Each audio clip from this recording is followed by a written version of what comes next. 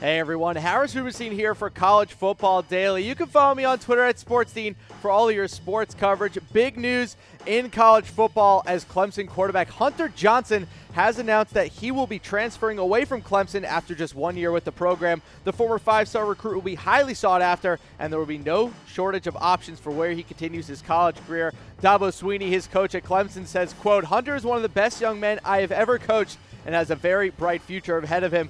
Johnson was the #2 quarterback prospect in the 2017 recruiting class, but with 2018's top overall recruit Trevor Lawrence enrolling early and him and returning starter Kelly Bryant, the clear top 2 quarterbacks after spring practices, Johnson is looking for opportunities elsewhere. We're going to break down the top 5 teams he could transfer to, as well as a few more just in case he decides to throw us a curveball. Now, no matter where he ends up moving, Johnson will have to sit out the entire 2018 season due to NCAA transfer rules, so no Shea Patterson drama here, everyone. He will have 3 potential years of eligibility left after 2018, so again, he will be very sought after. Johnson's from Brownsburg, Indiana, and was voted Mr. Football back in 2016 in the state, so a return to his home state could be likely. However, it has been reported that he will consider several Big Ten schools, so whether or not that means an Indiana school remains to be seen. Before we get into our top 5 destinations, here are a few other transfer options for Hunter Johnson. So we'll start with the first one, Indiana. Now, their current offensive coordinator, Mike DeBord,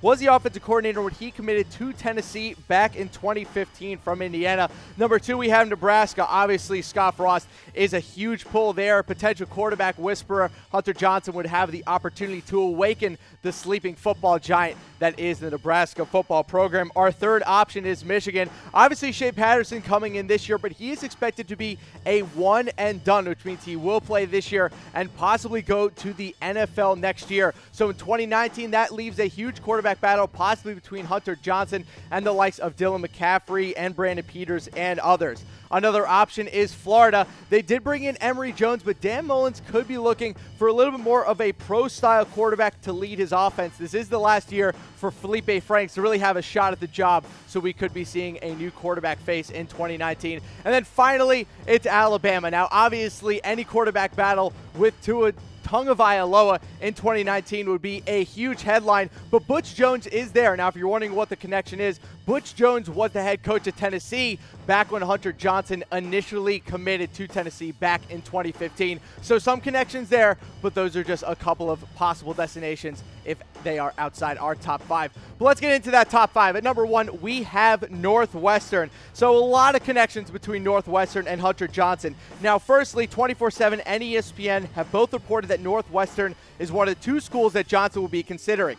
They did go 10-3 last year. They ended the year on an 8-game winning streak, so they obviously have kind of reinvigorated the program in general. Starter Clayton Thorson, right now, he's widely expected to enter the 2019 draft. So why Johnson and Northwestern? Well, family ties, first things first. His brother Cole played wide receiver at Northwestern under their current coach of Pat Fitzgerald. He didn't get a ton of playing time, but he saw limited snaps on special teams. If you look at their 2019 quarterbacks, you have redshirt junior TJ Green, redshirt sophomore Aiden Smith, and redshirt freshman Andrew Marty. No one really sticks out. The job would be totally wide open in 2019 once Clayton Thorson goes to the NFL. Now, current Northwestern coach Pat Fitzgerald, he's led the team to double-digit wins in 2 of the last 3 years. The program is definitely on the upswing, and Johnson could definitely help extend that run. So coaching, plus recent success, plus the location. Obviously, it is in Chicago, which during a visit in 2015 to Northwestern, Johnson said he felt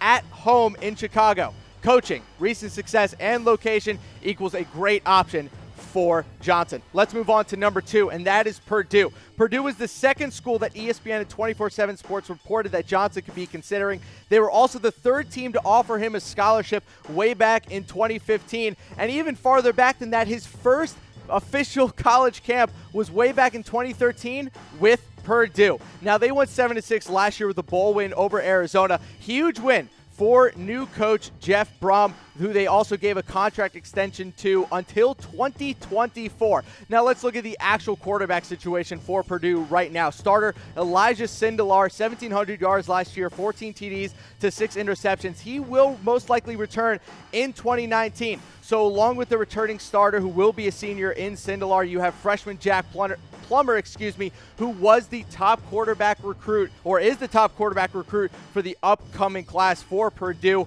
Along with him, you have other quarterbacks like redshirt freshman Griffin Allstott, who ironically is actually the son of former Purdue great Mike Allstott. So let's keep going here. A battle against returning starter could be a problem, especially as a senior, but Johnson could beat him out. Like I said, he is one of the better quarterbacks to come out of high school over the past 2 to 3 years. A solid program to go to with a coach that could help him develop in the NFL would be a great landing spot for him. And also, it's very close to where his parents live. Maybe after spending a year on the East Coast, he simply wants to play back home where he feels comfortable. Back in 2014, he said, quote, "An offer from Purdue would make my parents very happy." And let me tell you, as a mama's boy myself, I could totally see the pull to want to go play back in front of his parents. Let's go to our third option here, and that is Notre Dame. Now, Notre Dame was a finalist back in 2015 for his signature before he initially verbally committed to Tennessee. Obviously, he ended up officially signing with Clemson later that December. So the current starter on the team is Brandon Wimbush. He's going into the season as a senior,